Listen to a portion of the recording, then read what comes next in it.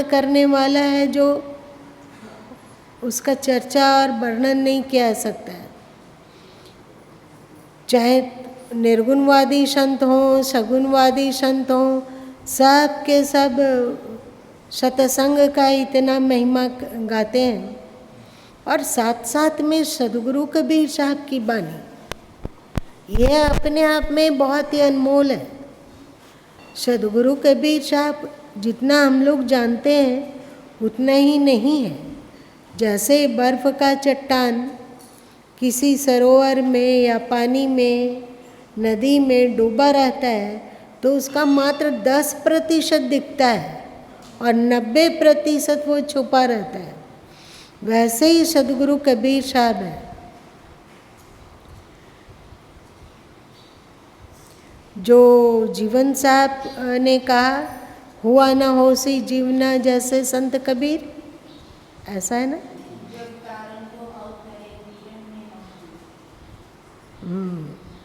हुआ ना हो सी जीवना जैसे संत कबीर, जग तारन को अवतरे और पीरन में महापीर कह दो दीन, वीरन में महावीर कह दो। वो अद्वितीय है। उनकी अद्वितीयता केवल होता है ना कि किसी किताब के भरोसे जान रहे हैं कि वे कितने दिव्य हैं, कितने चमत्कारी हैं। ये पुस्तक की बात नहीं है। आप संत लोगों की बानी देखो,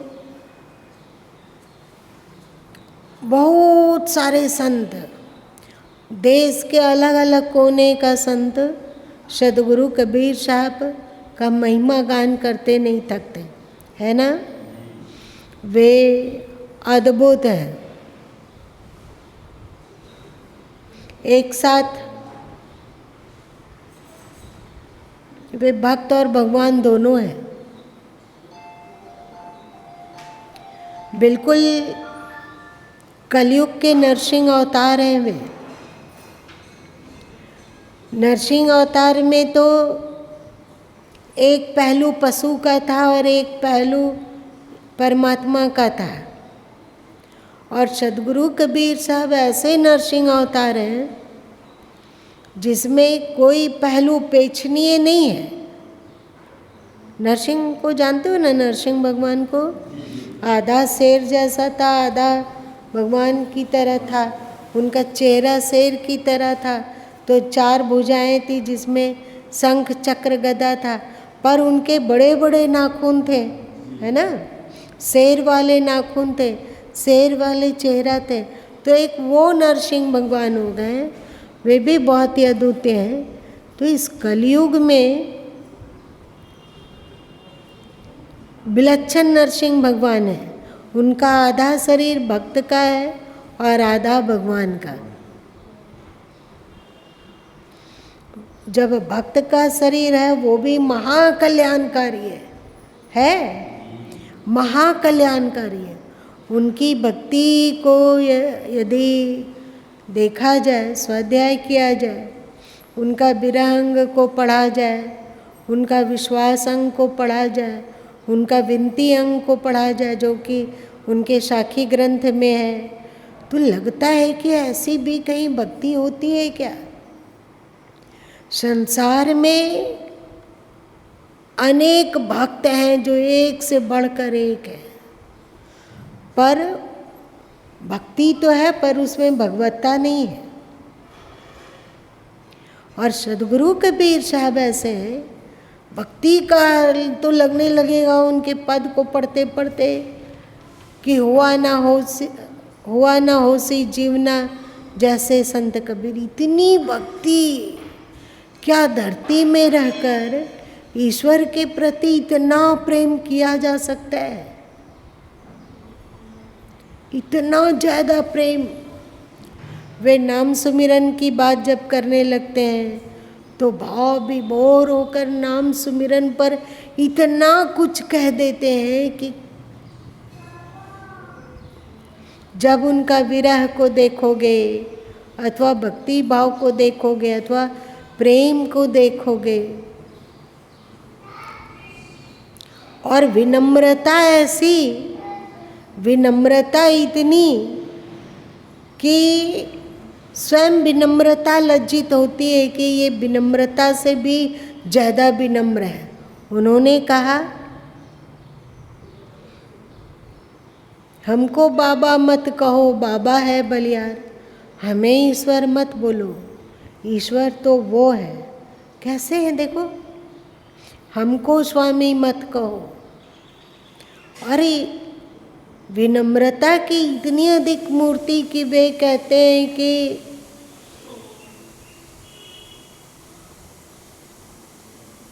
कबीर हम सबते बुरे, हमते भल सब कोई, जिन ऐसा करी जानिया मीत हमारा सोई।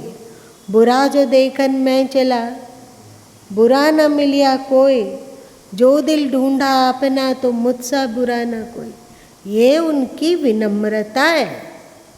और ऐसा नहीं कि वे इस बात को चिढ़ कर बोल रहे हैं। बहुत सारे लोग चिढ़ के इस तरह की बातें बोल सकते हैं, चिढ़ कर कि हाँ ठीक है, हमारे में तो कोई गुण ही नहीं है, हमारे में तो कुछ बुद्धि ही नहीं है, हम सबसे नालायक हैं। मान लिए ना कि हम सबसे नालायक हैं, बस हो गया। ये जो गुरु माँ ने बोला, ये तर्ज आप लोग को क्या बताया? विनम्रता क्या है? झल्लाहट। बिल्कुल सही भाषा, झल्लाहट दिखाता है। तो अपने आप को विनम्र कहने वाले बहुत मिलेंगे, पर झल्लाहट के साथ। पर सद्गुरु कबीर साहब का जो अपने आप को भक्त रूप में प्रस्तुत करते हैं तो ऐसा लगता है कि वे पानी की तरह बह गए हों। जब वे भक्त को कैसा होना चाहिए इसकी चर्चा करते हैं तो वे कहते हैं कि भक्तों को रास्ते का रोड़ा हो जाना चाहिए। जैसे लोग पैरों से ठोकर मारता है फिर भी वो शिकायत नहीं करता है, फिर वे बोले नहीं नहीं नहीं, रास्ते का रोड़ा नहीं बनना है, जंगल की घास बन जाओ। फिर कहते हैं कि धूल कण की तरह हो जाओ, है ना। इतना अधिक दासातन को अंग आप लोग साखी में पढ़ोगे तो दासातन के अंग में तो ऐसी ऐसी बानी, उनकी बानी पे जब हम लोग अपने ऊपर उसको देखते हैं कि कितना है तो शर्म होता है कि ऐसे ऐसे विनम्र कभी धरती में हुए। इतनी विचित्र बात। तो सद्गुरु एक सतयुग में जो नरसिंह अवतार हुआ उसमें आधा यदि भगवान का रूप था तो आधा पशु का रूप था। पर सद्गुरु कबीर साहब ऐसे नरसिंह भगवान हैं जिनका दोनों ही पहलू मंगलकारी है। भक्त का भी पहलू बड़ा ही विचित्र है, बहुत ही औलाद से भर देने वाला है, हृदय को प्रेम से विभोर कर देने वाला है। मन मस्ती में झूम जाती है जब उनका भक्ति का पद गाया जाता है। अगर डूब के गाया जाए तो हमें लगता है कि बिना आँख में पानी आए गाना मुश्किल हो जाएगा। इतना उनमें भक्ति है।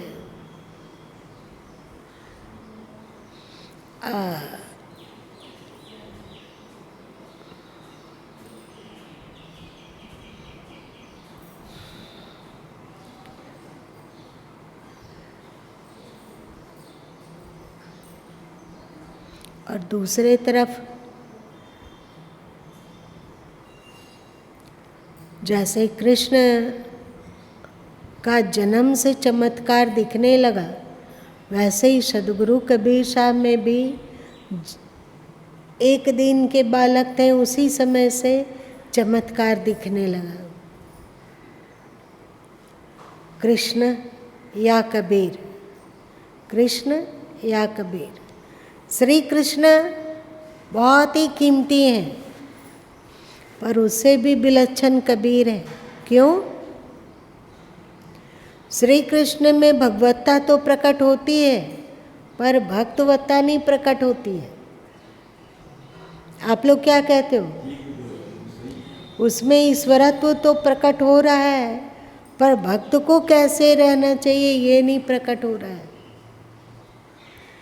तो एक मनुष्य को पूर्ण श्री कृष्ण की ईश्वरत्व बहुत ही कीमती है, पर उस ईश्वरत्व को जन सामान्य अपना नहीं सकता है।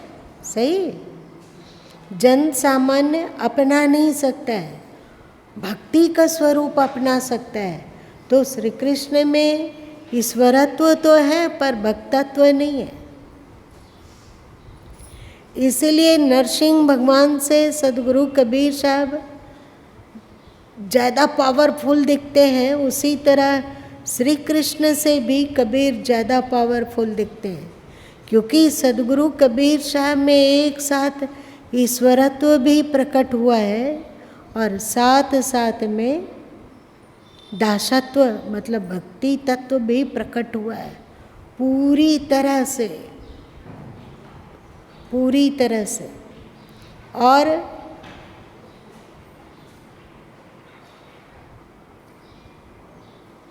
एक विलक्षण बात और गुरुदेव जी ने बताया था कि जैसे जितने भी अवतारी पुरुष हुए तो उन्होंने जब शरीर त्याग किया तो उनका शरीर की अवस्था दिखाई पड़ती है, लेकिन सदगुरु साहब ने जब उन्होंने शरीर त्याग किया तो उनकी शरीर सबका जितने भी महापुरुष धरती पर हुए सबकी जन्म गाथा आती है। देवकी ने काल कोठरी में भगवान कृष्ण को जन्म दिया, अथवा जब श्री राम का जन्म पढ़ोगे तो कहते हैं कि तीनों रानियों को दर्द हुआ, लेबर पेन, और तीनों रानियां अपने अंदर चली गईं।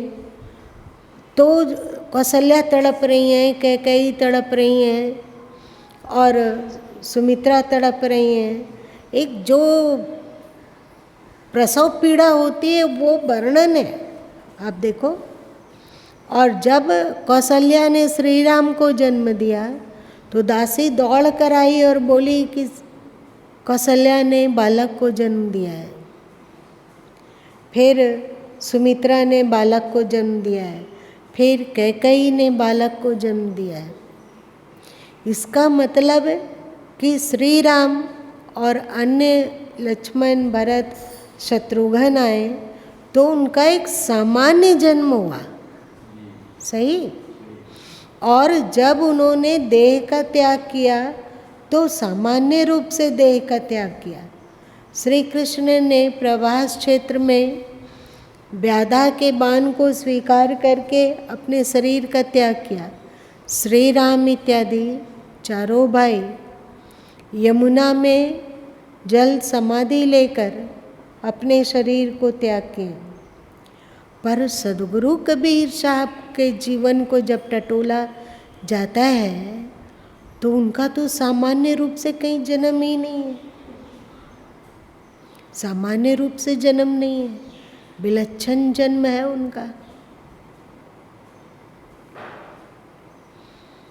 उनका जीवन भी विलक्षण है और उनका अंतर्धान होना भी विलक्षण है।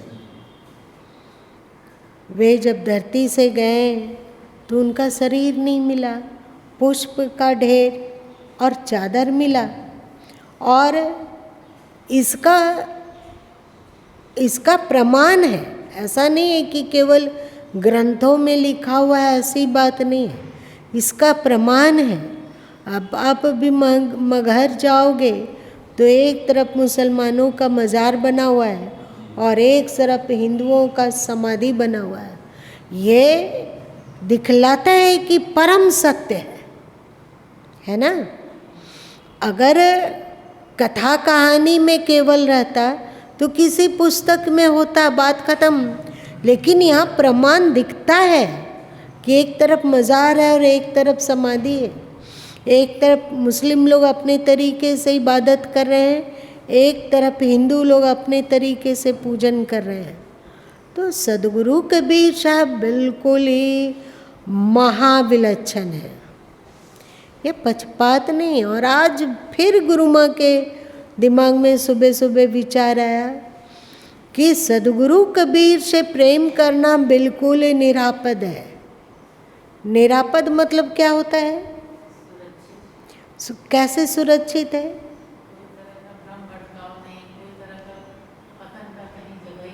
पतन का जगह नहीं। और साथ साथ में एक है कि जो कबीर पंथी लोग अन्य अन्य बातों को लेकर समाज में को तोड़ते हैं, वो सदगुरु कबीर साहब में नहीं है। आप एक दिन आप लोगों को 12वें शब्द का उदाहरण दिया गया था, एक बार आप लोग को 8वें रमैनी का उदाहरण दिया गया। अब पढ़ोगे बीजक में तो लगता है कि नहीं,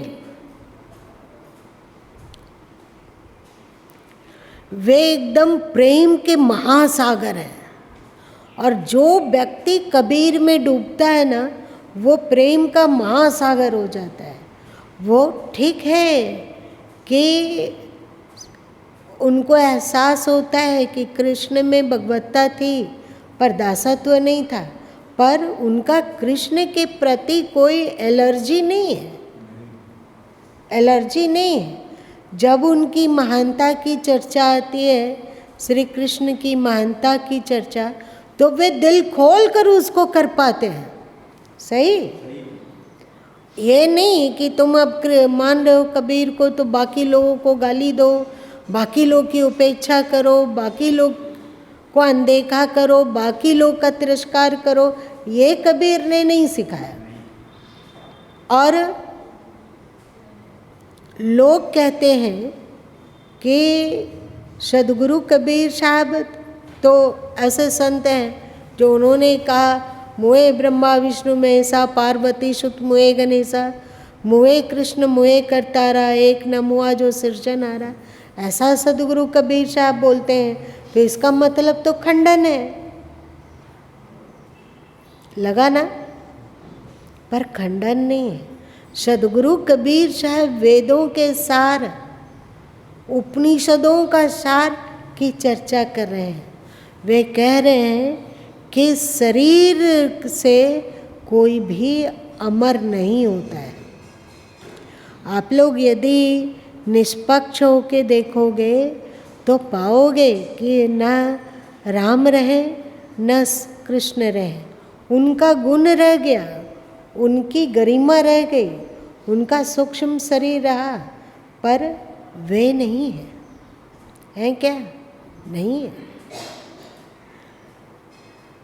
आकार में, आकार से ऊपर वे आकार के प्रति भी बहुत ही प्रेम भाव से उपदेश करते हैं। अब बीजक में ही देखोगे, ऐसे ऐसे वाणी का शब्द का उन्होंने चयन किया जो आसान नहीं है। वे परम निर्गुणवादी, हैं वे परम निर्गुणवादी, पर मेरे विष्णु नैन नारायण हृदय बसे गोविंदा, है ना? ये भी भजो रे भैया राम गोविंद हरि, ये क्या बात हो? एक राम बोल रहे हैं, एक गोविंद बोल रहे हैं, एक हरि बोल रहे हैं। वे तो ये भी कह सकते थे ना कि भजो हरि हरि बोल, हरि हरि बोल। जैसे चैतन्य महाप्रभु जी ने कहा कि हरि हरि बोल, हरि हरि बोल। पर सदगुरु कबीर साहब बोलते हैं भजो रे भैया राम गोविंद हरि। इसमें कौन कौन समाहित है? राम समाहित है? राम समाहित है, गोविंद समाहित है, गोविंद मतलब कृष्ण, और वे हरि समाहित है, हरि मतलब विष्णु जी। इसका मतलब है कि जितना कबीर पंथी लोग कठोरता पूर्वक कुछ आता नहीं, केवल खंडन करो खंडन करो खंडन करो। और खंडन करने के लिए भी दिल दिमाग तो चाहिए ना। जब हम कबीर में डूबेंगे तो दिल दिमाग तो प्रेम में हो जाएगा। तो फिर कैसे खंडन और कैसे मंडन होगा। पता है रबिया का नाम आप लोग सुने हो ना। रबिया थी तो कुरान पढ़ रही थी, तो एक जगह उन्होंने कुरान में हरताल चपोत दिया, मतलब उसको अंडरलाइन करके उसको गोल बना दिया। तो उनके आश्रम में एक बार एक कोई फकीर आए और उन्होंने उनकी कुरान मांगी पढ़ने के लिए, और उसमें देखा कि एक गोल है, तो वे भड़क गए और उन्होंने कहा कि रबिया ये तो ठीक नहीं करी, ये खुदा की बानी पर ये इस तरह से गोल लगा देना और उसे काट देना, ये तुम्हें शोभा नहीं देता है, ये अनुचित है। तो रबिया ने कहा कि इसमें लिखा है शैतान से घृणा करो, पर मेरे पास तो अब घृणा बचा ही नहीं, तो हम कहाँ से घृणा लाएं। शैतान से घृणा करो, लेकिन मेरे भीतर में अब घृणा रहा ही नहीं, तो हम कहाँ से घृणा लाएं।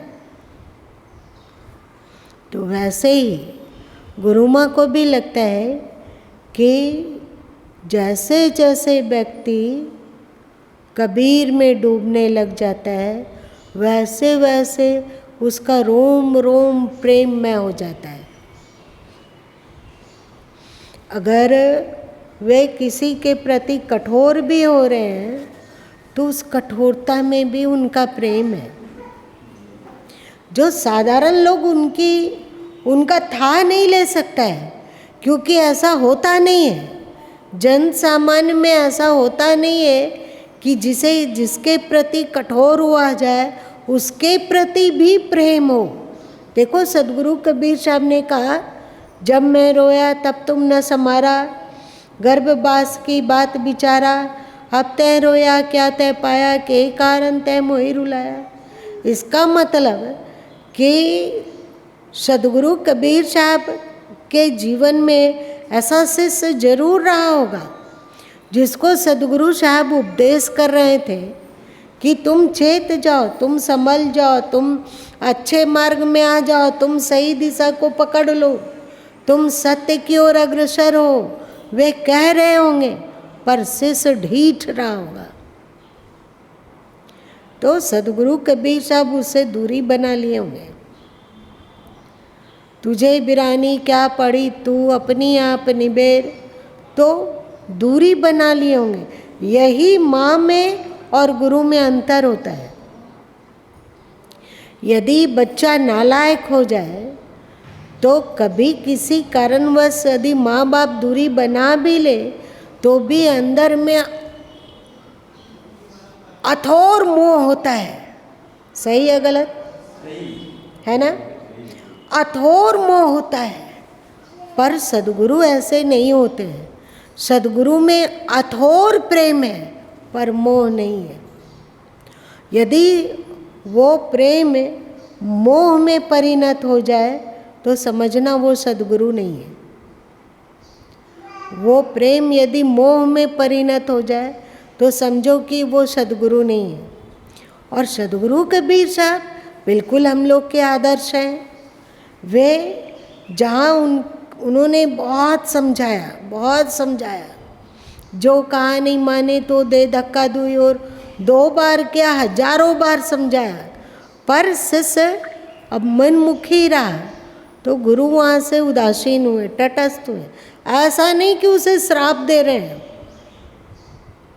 ऐसा भी नहीं कि उन्हें कोई बददुआ दे रहे हैं, ऐसा नहीं है। वे कि उसका जब सुधारने का समय आएगा अपने सुधरेगा। अभी उसको सुधारने के चक्कर में अपना अंतस ना बिगड़ जाए, है ना? तो वहाँ पर थोड़ी असंगता आती है, लेकिन फिर भी उनके मन में सर्वे भवन्तु सुखिना की भावना आती है।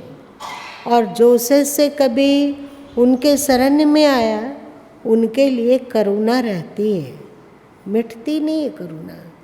यदि अपने मनोमुखी स्वभाव के कारण शिष्य रोता है तो गुरु को भी दर्द होता है, वे पत्थर नहीं है। और जैसे जैसे ईश्वरत्व की ओर अग्रसर हुआ जाता है, कबीर के ज्ञान में डूबा जाता है, तो हमें लगता है कि वो पत्थर रहते ही नहीं। कभी कभी कठोर बोलते हों पर उनका लक्ष्य हमेशा सुधारने को होता है, वे द्वेष से नहीं बोल रहे हैं। एक बात याद रखना, एक जन सामान्य और एक सदगुरु में क्या अंतर है। जन सामान्य यदि किसी को कठोर बोलता है तो उसके लिए उसके दिल में द्वेष भावना है, और दूर भी रहने पर उसके बारे में बुरा सोचाता है, ऐसा किया ऐसा किया ऐसा किया, भोगेगा अपना ये वो ऐसे ऐसे।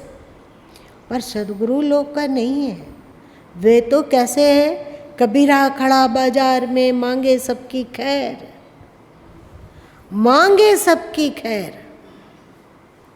उन्होंने नहीं कहा कि ये मेरे लोग हैं तो इतने लोगों का खैर, खैर मतलब अच्छाई, खुशी, उसके जीवन में सुख रहे, ऐसा उन्होंने नहीं कहा कि ये मेरे दीक्षित लोग हैं इनका खैर हो, ऐसा नहीं। अथवा ये मेरे निंदक लोग हैं इन लोग का खैर ना हो, नहीं हो, ऐसा कबीर ने नहीं कहा।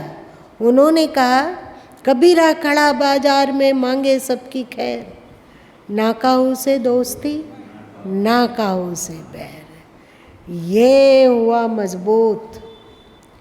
सदगुरु कबीर साहब जहाँ अपने भगवत तत्व में विराजित होकर बड़े प्यारे लगते हैं, वैसे ही भक्त का जब मार्गदर्शन करने लग जाते हैं, साधु और संतों को मार्गदर्शन करने लग जाते हैं, सदगृहस्थों को मार्गदर्शन करने लग जाते हैं, तब तो लगते अरे बाबा ये तो आकाश के क्षितिज से भी ऊंचे दिखते हैं और समुद्र की गहराई और पाताल से भी गहरे दिखते हैं, इनका कहीं और छोर पता नहीं लगता है। तो सदगुरु कबीर साहब अद्भुत है, अनिर्वचनीय है। गुरु माँ के पास कम समय होने के कारण इस पर भर पेट नहीं बोल पाते हैं, पर जब जब अंतर से निकलने लगता है तो इतना हृदय भाव विभोर होता है, और सबसे पहले उस ईश्वर को धन्यवाद गुरु माँ देने लग जाते हैं, उस अदृश्य परमात्मा को धन्यवाद देते हैं कि गुरु माँ बचपन में चाहते थे कि कबीर पंथ से ना जुड़े, क्योंकि इसमें तो केवल निर्गुण निराकार ही है। हमें तो जुड़ना था जहाँ पे राम और कृष्ण की उपासना होती हो, पूजा होती हो, पर अदृश्य सत्ता ने प्रेरणा देकर आकाशवाणी करके गुरु माँ को कबीर पंथ में धकेला। लेकिन ये भी बात याद रख लेना, बहुत सारे लोगों को अंतर से आवाज़ आती है कि हम लोगों को ऐसा करना चाहिए, अथवा ईश्वर आदेश दे दें, अथवा सदगुरु आदेश दे दें, लेकिन उस पर चलेंगे कि नहीं ये आप पर निर्भर होता है ना। ज़्यादातर होता है कि जो मन के अनुकूल है उसको मान लिया जाता है, और जो मन के अनुकूल नहीं है उसे वैसे ही किया जाता है जैसा मन को अच्छा लगता है, होता है।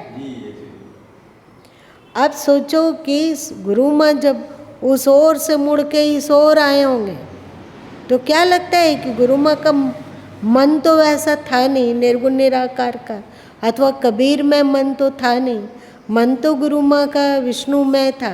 अब उधर से आज्ञा हुई कि उधर नहीं इधर, उधर नहीं इधर। तो समर्पित शिष्य अथवा भक्त के लिए एक अच्छा उदाहरण आता है कि नहीं।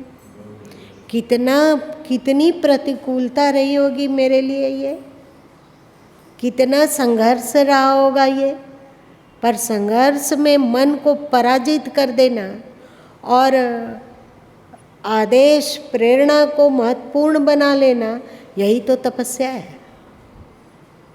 यही ना तपस्या रे, यही तो तपस्या है कि हमारा मन कुछ कह रहा है और इष्ट कुछ कह रहे हैं, तो हम इष्ट की बात को माने, इष्ट की बात का अनुकरण करें।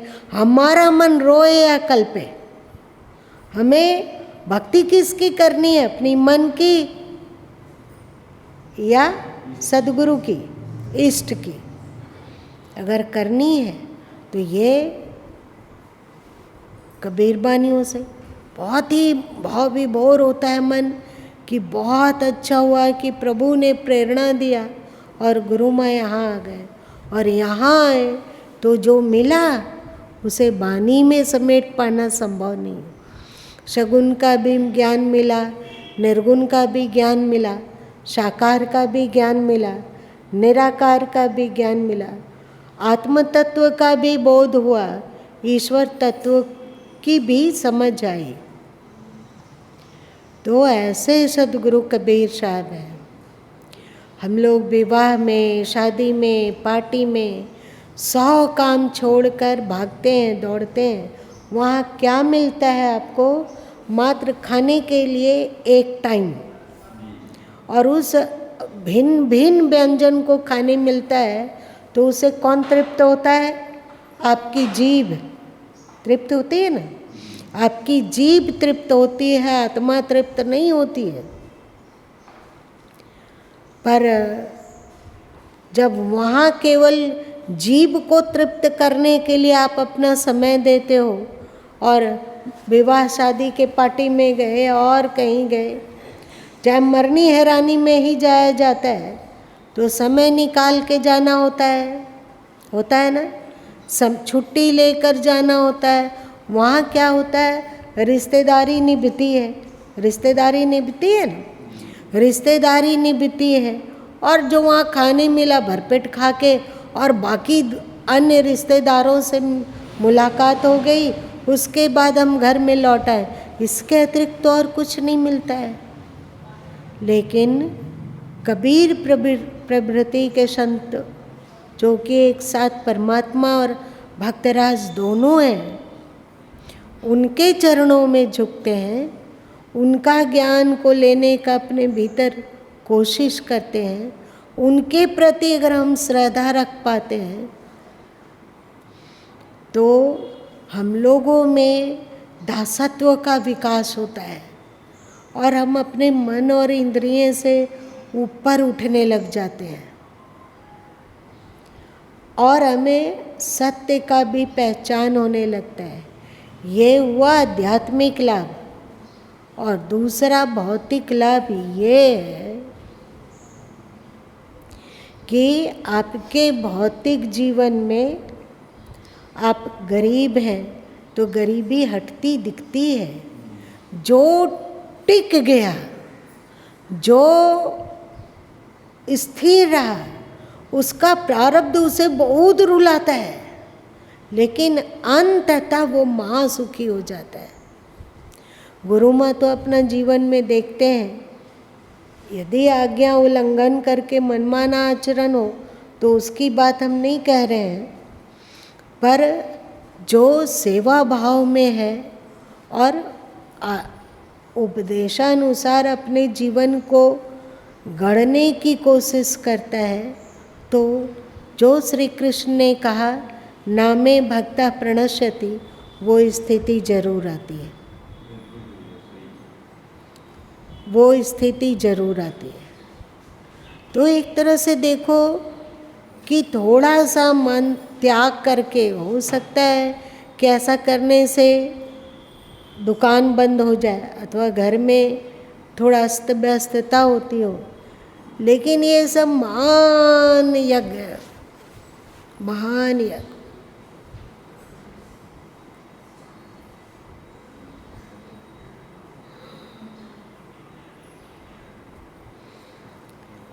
अमृत का लबालब भरा सरोवर हो तो उसमें कोई डूब जाए तो मर सकता है, सही। नाक कान में अगर अमृत प्रवेश कर जाए तो वो मर सकता है।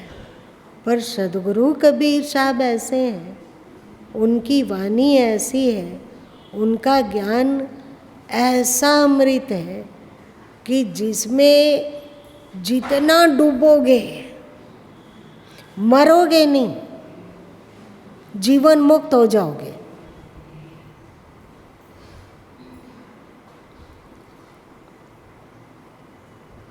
इसी को सदगुरु कबीर साहब कहें, जो मुख होए जीव 10 लाखा, तो कोई आए महंतो बाका। यदि अनंत जीव हो जाए तो कोई संत, कोई वक्ता सदगुरु कबीर साहब की वाणी की महिमा को कुछ बोल सकता है। पर आप तो जानते हो कि हम लोग के पास एक ही जीव है, थक भी जाओ तो भी पूरा नहीं होता है। लेकिन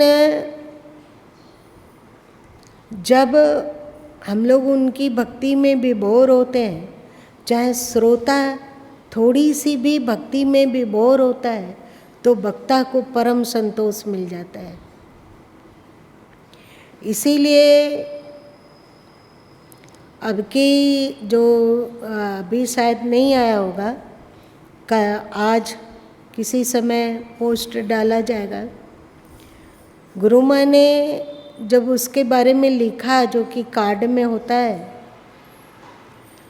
तो आप सत्संग में सम्मिलित होकर सुधन्य हो, ऐसा लिखा रहता है।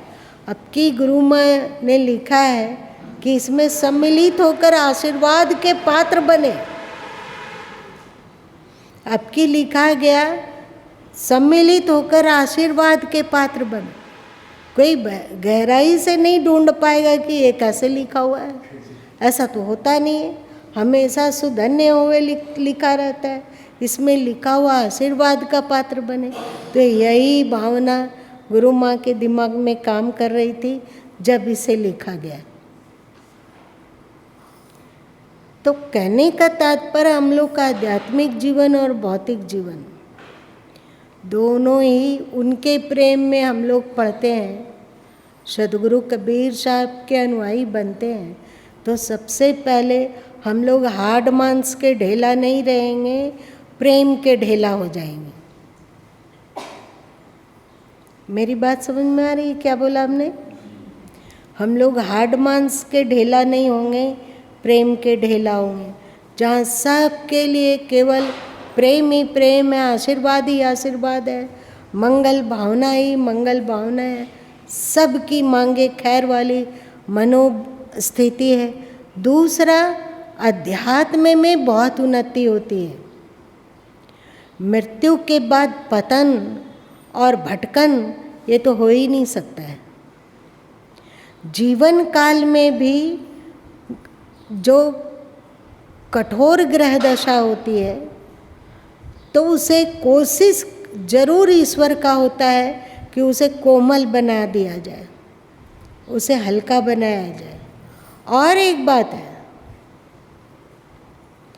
कि यदि कभी कठोरता दिखती भी है, तो उसका कौन सा प्रारब्ध कट रहा है और क्यों उसके जीवन में आ रहा है। जरूर ही एक भाई आए, वे दूर से आए थे मिलने के लिए, और उनका बेटा लोग है जो वे पुस्तक के अद्भुत प्रेमी हैं।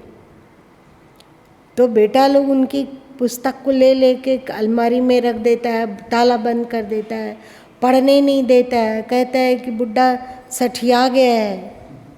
तो बहुत दुख होता है हमें, और तो कुछ नहीं है, बहुत दुख होता है। और अब उसकी अमुक बहू ये करती है, अमुक बहू वो करती है, लेकिन हमें सो रात दिन सुमिरन करते हैं, रात दिन सुमिरन करते हैं, पर सुमिरन का फल नहीं दिखता है। बेटा भी चिल्लाता है, बहू भी चिल्लाती है, पत्नी भी अजीब है। तो गुरु माँ बोले कि इसका मतलब है, ये तुम काहे नहीं सोचा कि इतना सुमिरन करने पर भी तुम्हारा प्रारब्ध नहीं कट रहा है, इसका मतलब है कि तुम्हारा पत्थर जैसा कोई प्रारब्ध है। तो ये सोचो कि ऐसा ऐसा सबका स्वभाव हो गया, परिवार में ऐसे ऐसे लोग हैं, इसका मतलब है कि ईश्वर मिलन में कोई बहुत बड़ा बाधक है। पूर्ण आत्म तृप्ति और पूर्ण आत्म शांति में अवस्थित होने के मार्ग में एक बहुत बड़ा पत्थर रखा हुआ है, जिसे सद्गुरु अथवा ईश्वर तोड़ तोड़ के उसे बिखरा दे रहे हैं।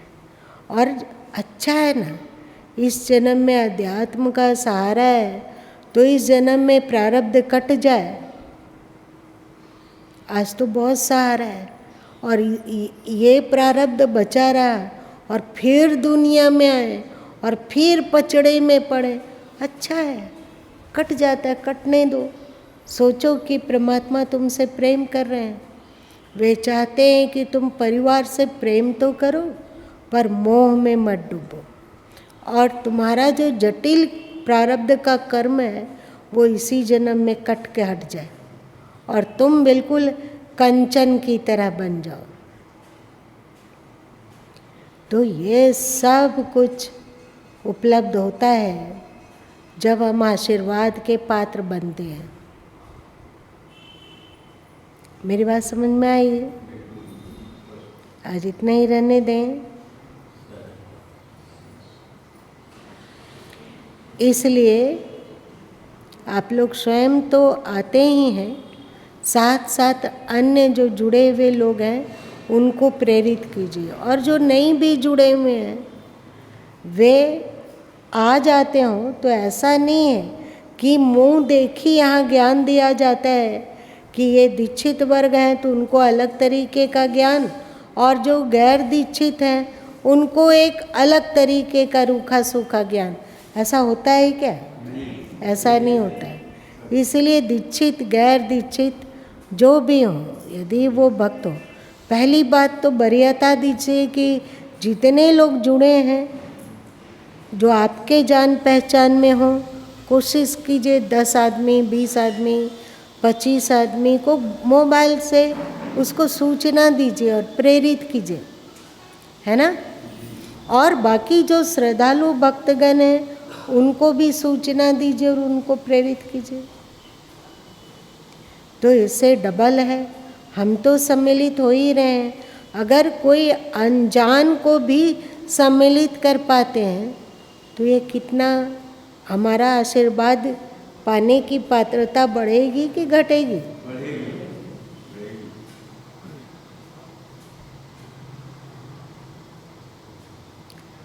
चलो, शुभम भवतु मंगलम भवतु।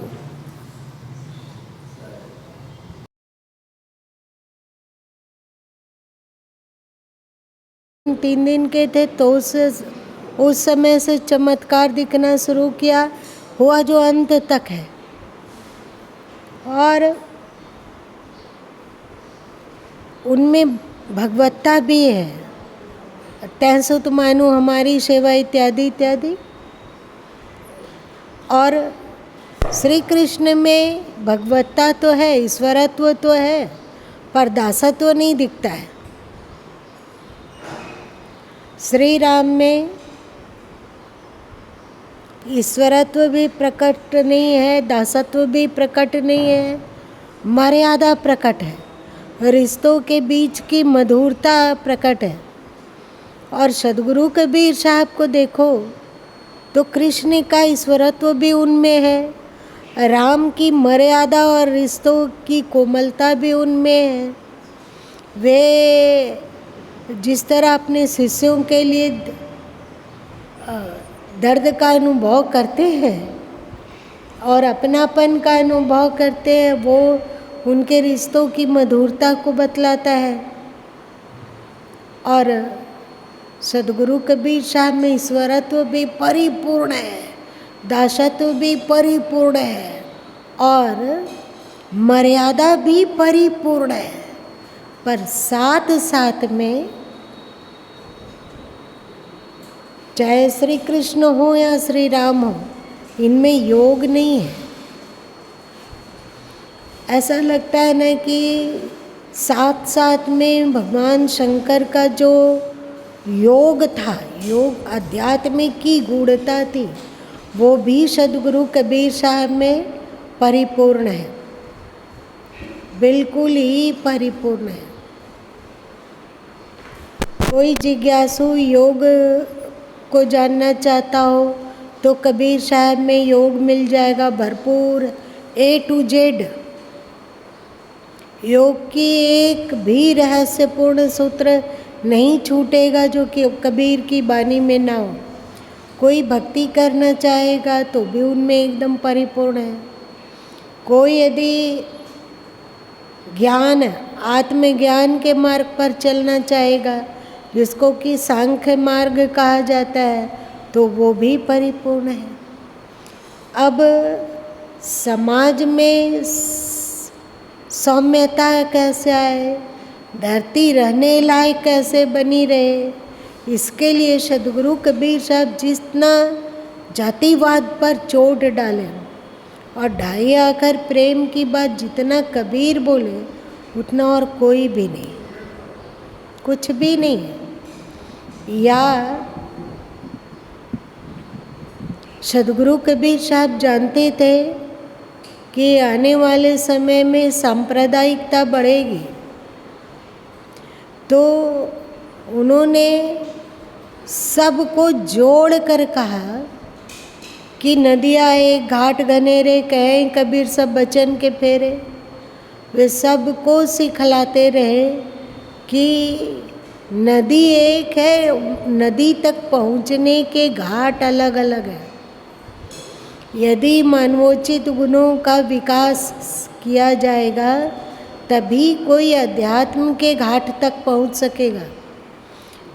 तो मानवोचित गुण को वे सर्वोपरि माने और उन्होंने कहा कि जात पात पूछो नहीं, कोई हरि को भजे सो हरि कोई।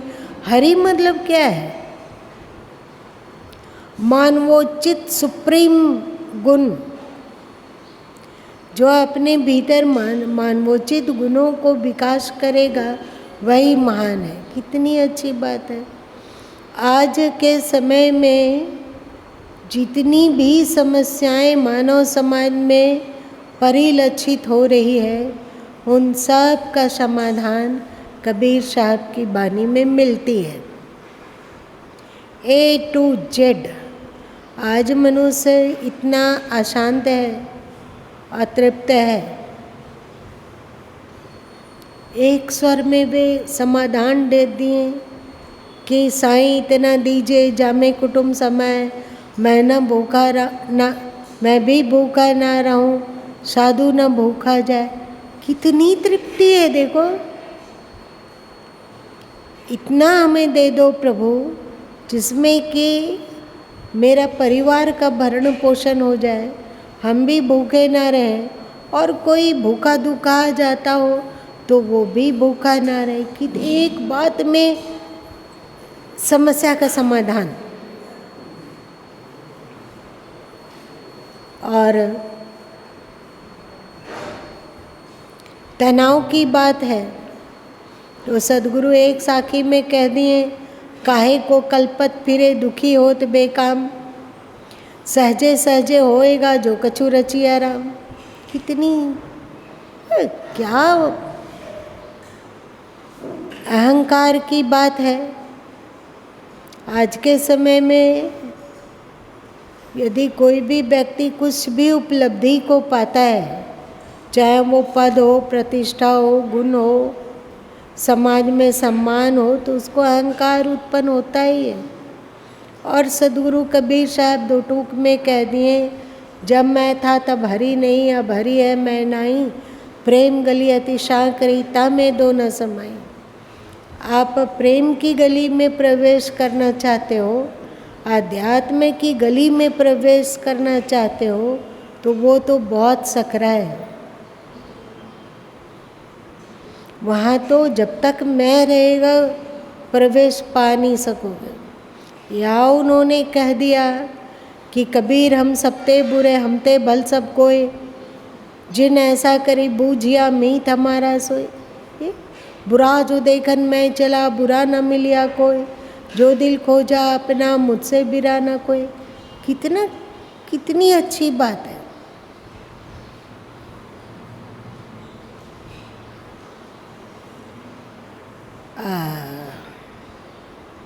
और भी जो बाकी है सो और कुछ सुन, धीरे धीरे सुनोगे। इतना ही रहने दो। ठीक से देखने पर लगता है कि उनमें सेवा भाव है। वे कर्मयोग की बात करते हैं, भक्ति योग की बात करते हैं, ज्ञान योग की बात करते हैं, समाज में प्रेम की बात करते हैं, आपसी जुड़ाव की बात करते हैं। और चिंता चित बिसारिए फिर नहीं बुझिए आन, इंद्रिय पसारा मेटिए ताही मिले भगवान।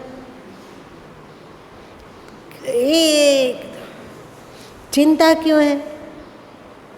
चिंता चित बिसारिए फिर नहीं बुझिए आन, इंद्रिय पसारा मेटिए ताही मिले भगवान। कितना सरल बोल दिए। क्योंकि यदि जब तक हम लोगों में चिंता है तब तक परिलक्षित होता है कि अभी हम लोग क्या है, संसारी लोग हैं। अभी हम लोगों में भक्ति नहीं आया है। और भक्ति और भगवान को प्राप्त करने की पात्रता में पहली बात वे कह दिए, चिंता चित बिसारिए। चिंता कहाँ कहाँ होती है? जब हम लोग वर्तमान को भूलकर भविष्य में पंख फैलाते हैं तो चिंता आ जाती है। तुम लोग देखो, विश्लेषण करो, क्या लगता है? वर्तमान में तो एकदम परफेक्ट है, वर्तमान के लिए कोई चिंता नहीं है। ज़्यादातर चिंता भविष्य को लेकर है। तो सदगुरु कबीर साहब एक शब्द में कह दिए, वर्तमान बरतत रहे सोई ज्ञानी जगमाई।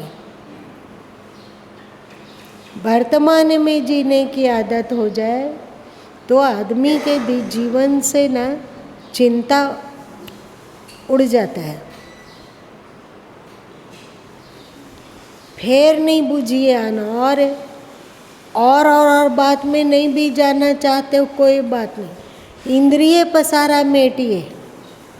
एक तरफ व्यवहारिक जगत में सुगढ़ता के लिए वे कहते हैं चिंता चित बिसारिए, और आध्यात्मिक उन्नति के लिए कहते हैं इंद्रिय पसारा मेटिए। अब बताइए, इससे कीमती सूत्र कहीं आप लोगों ने देखा है?